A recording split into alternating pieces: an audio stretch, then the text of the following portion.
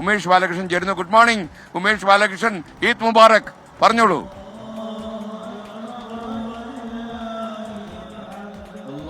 Good morning S K N. Eid Mubarak. എന്തായാലും തിരുവനന്തപുരം പാളയത്ത് ഈദ് ആഘോഷത്തിന് വേണ്ടിയുള്ള എല്ലാ ഒരുക്കങ്ങളും പൂർത്തിയായി കഴിഞ്ഞു. കൃത്യം 7:30 പാളയം ജുമാ മസ്ജിദിൽ നിന്ന് ഡോക്ടർ സുഹൈബ് മൗലവി ഈ ഈദ്ഗാഹിന് നേതൃത്വം നൽകും.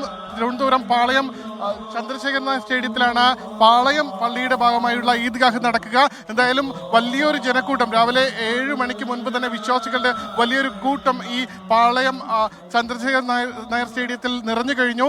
ഒരു മാസം നീണ്ടുനിന്ന ത്യാഗത്തിന്റെയും ഭക്തിയുടെയും റംദാൻ മാസം, അതിനുശേഷം ഷവ്വാൽ മാസത്തെ വരവേൽക്കാൻ വേണ്ടി വിശ്വാസികൾ ഒരുങ്ങിക്കഴിഞ്ഞു. രാവിലെ ഈദ്ഗാഹോടുകൂടി ആ ആഘോഷങ്ങൾക്ക്, ചെറിയ പെരുന്നാൾ ആഘോഷങ്ങൾക്ക് തുടക്കം കുറിക്കും. അതിനുവേണ്ടി ഈ ഈദ്ഗാഹിന് നേതൃത്വം നൽകുന്നത് പാളയം ജുമാ മസ്ജിദ് നിന്ന് സുഹൈബ് മൗലവി, ഡോക്ടർ സുഹൈബ് മൗലവിയാണ്. അദ്ദേഹത്തിന്റെ പ്രസംഗം, അദ്ദേഹത്തിന്റെ ഈദ്ഗാഹ് കേൾക്കാനും വലിയൊരു വിശ്വാസികളുടെ കൂട്ടം തന്നെ ഇവിടെ കാത്തിരിപ്പുണ്ട്.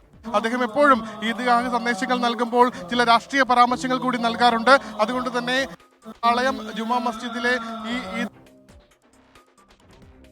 പ്രതീക്ഷിക്കുന്നുണ്ട്. എന്തായാലും വലിയ ഒരു വിശ്വാസികളുടെ കൂട്ടം ആ ഒരു മുഹൂർത്തങ്ങൾക്ക് വേണ്ടി കാത്തിരിക്കുകയാണ്. അതിന് മുന്നോടിയായിട്ടുള്ള പ്രാർത്ഥനകളിലേക്ക് കടന്നിട്ടുണ്ട്. എന്തായാലും ഇനി മിനിറ്റുകൾ മാത്രമേ ഉള്ളൂ ഔദ്യോഗികമായ ഈദ്ഗാഹിന് തുടക്കം കുറിക്കാൻ. അത് പാളയം അല്പസമയത്തിന് തന്നെ ഡോക്ടർ സുഹൈബ് മൗലവി ഇവിടെ എത്തി ഈ നമസ്കാരങ്ങൾക്ക് നേതൃത്വം നൽകും. ഈ നമസ്കാരം കഴിഞ്ഞു കഴിഞ്ഞാൽ തുടർന്നുള്ള ആഘോഷങ്ങൾ വീട്ടിലേക്കാണ്.